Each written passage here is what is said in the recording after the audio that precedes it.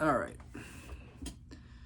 I know that this is not ideal, but I have my phone resting on top of a box and then on top of a tissue box that also has a giant Yeti on top of it that my phone is resting against just to try to get some elevation. I probably could do better than this, but this is what we got. So, this is going to be my goals for 2025. My previous video was the things that I did right in 2024. I think it was a good year for me. It was a great head start, but there are definitely some things that I want to lock in for this year. Maybe continue some things from last year, but definitely add some new things into the routine. So, this isn't going to be like a cut video, perfectly polished. I got my notes here. I just kind of want to go through them, be able to document this, and see where I'm at by the end of the year. So, first and foremost, it's going to be my financial goal for the year. I want to have 30K specifically by October. I think having 5,000 in the checking, 25,000 in savings would be very nice. Right now I have about 11, so about 5 in checking, 6 in savings. I do have about 9,200 in crypto. I've just been, CTAing $50 every week for the last year, and we've definitely got some good growth from that. I'd like to just kind of keep that separate if I could, kind of as like an emergency account. So I would like to separately than my crypto have 25K in my savings as well as 5K in my checking. And I say specifically by October because one of my other goals for this year is to finally move out of the house that I grew up in. That's where I'm at right now. I'll be 26 in May. 26. And I've been pushing this off for long enough. This is the year that I will make the jump. I have to. And for me, I really want to go to Florida. That's my number one, whether it's West Palm or Delray Beach or Fort Lauderdale. Been wanting to do it for so many years. I'm done waiting. The only thing that's keeping me here now in Boston is my finances. That's it. So if you can lock it in and you can have 30K by October, that would allow you to leave in around early November, which that means hurricane season has gone, and I'll probably do a 6-month lease just to make sure that I like it, and 6 months would be around April time.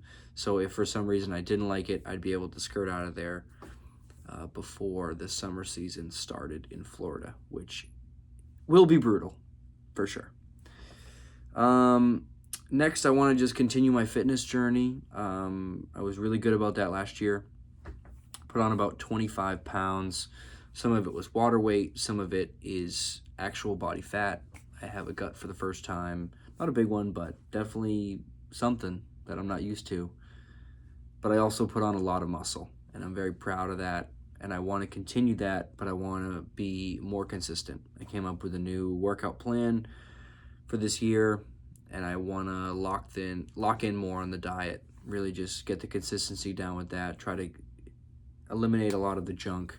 Really live by the 80-20 rule.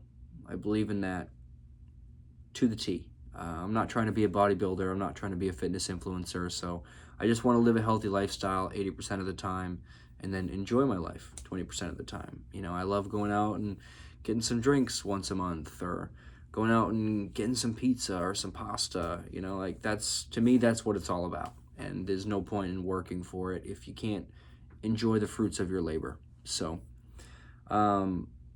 next is going to be consistent education. This was another thing that I think I did pretty well last year through either books or podcasts.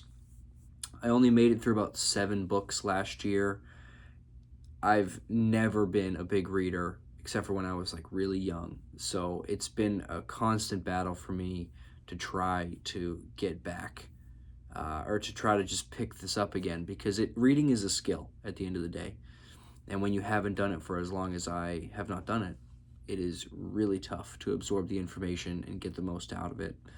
So, I want to for one, be more consistent with just educational podcasts. It's very easy to listen to podcasts that are fun and, you have a good time, or maybe like news podcasts. Now, granted, there is a little bit of education from real world events, and, you hear different sides of different issues, and you can make a decision for yourself. But I do want to just do more education style videos through podcasts, and then also do 25 reads this year. So my initial goal was 25 different books, but there are some books that are very popular and very popular for a reason, and I think it would be beneficial to me to maybe read those twice, some of those maybe even 3 times, try to absorb the most amount of information. So the goal is to do 25 full reads.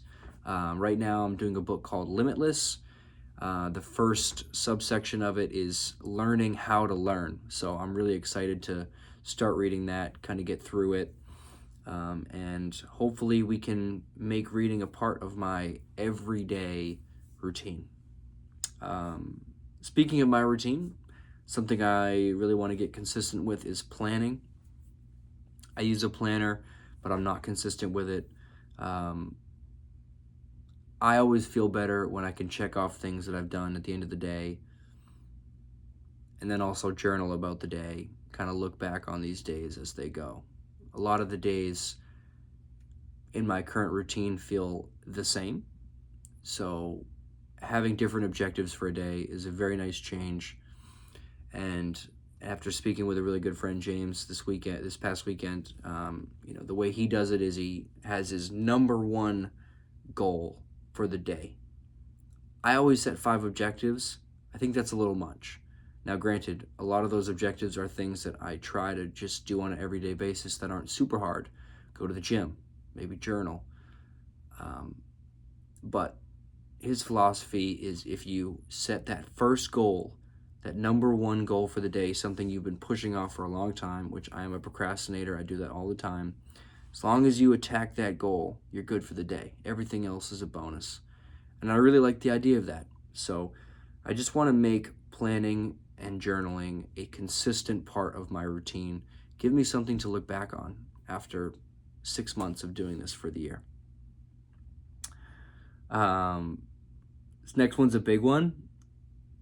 A sleep schedule, a real one. I just still live like I'm a gamer when I'm 18, going to bed at midnight, 1:30, getting up at 7:30. Just not utilizing my time at night effectively. And a lot of that comes from doing the same routine that I've always done and not prioritizing getting to bed early. Right now, as I'm filming this, it is 11 o'clock. Actually, it's probably 11:15 by now. And I have to finish recording this. I have to go journal about the day. And then I have to film a TikTok. And then I have to go read like 30 pages, which means there's no way I'm getting to bed before 12:30.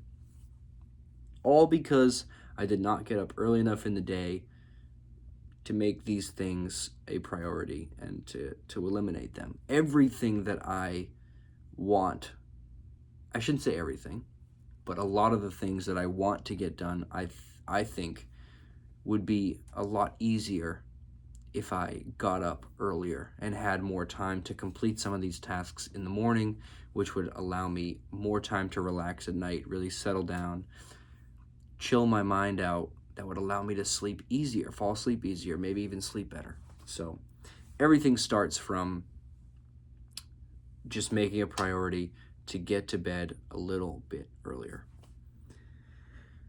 The last one on here is a real content plan. I'm not trying to become an influencer. I'm not trying to make social media my job. But I do think looking back on a collection of videos of moments in your life and seeing how far you've come is a beautiful thing that we are blessed with in this age. And I really just want to take that seriously. Nothing crazy. One lesson of the day on TikTok, translate that into some text thread on Twitter or X. And, one YouTube video a week on YouTube, a similar style to this, where there's not crazy edits. I'm not doing vlogs. Like I said, I'm not trying to be an influencer. This is strictly for me to look back on in a year, 2 years, 3 years, 10 years, and just see how far I've come. So I think one YouTube video a week, just maybe displaying some of the things that I'm doing, maybe this style of video where I sit down, talk about the lessons of the week, I think would be very beneficial for me. So 2025 will single-handedly be probably the biggest year of my life, between making the decision to finally move out of the house I grew up in, move out of Boston completely, live somewhere completely brand new where I don't know anyone, and I have to really get out of my comfort zone. The thought of it scares me a lot. It really does. But there is something that is very important to being uncomfortable and stepping out of that comfort zone and really going into it with everything you got. And I just want to be able to have the financial ability to do so, to make that decision for myself in November. I'm going to be very upset if I look back on this in November and I don't have the money to make that decision. It's really important to me, and it's very long overdue. And I feel like I'm coming off some pretty good momentum from last year. Better momentum than I've had in most of the previous years that I can remember. Just between, I don't have to spend a lot of money right now. I can live at home, not have to pay rent. My car is still working great, knock on wood. I'm consistently hitting the gym. I'm not where I want to be financially, but I am about halfway. And that's a great feeling. I'm almost halfway. Just some real dedication, some real effort into budgeting, and maybe even getting a second job to help put some money aside, I think could set me up to have a fantastic year. A fantastic year. And I'm really excited for it. The future looks bright. And there's only one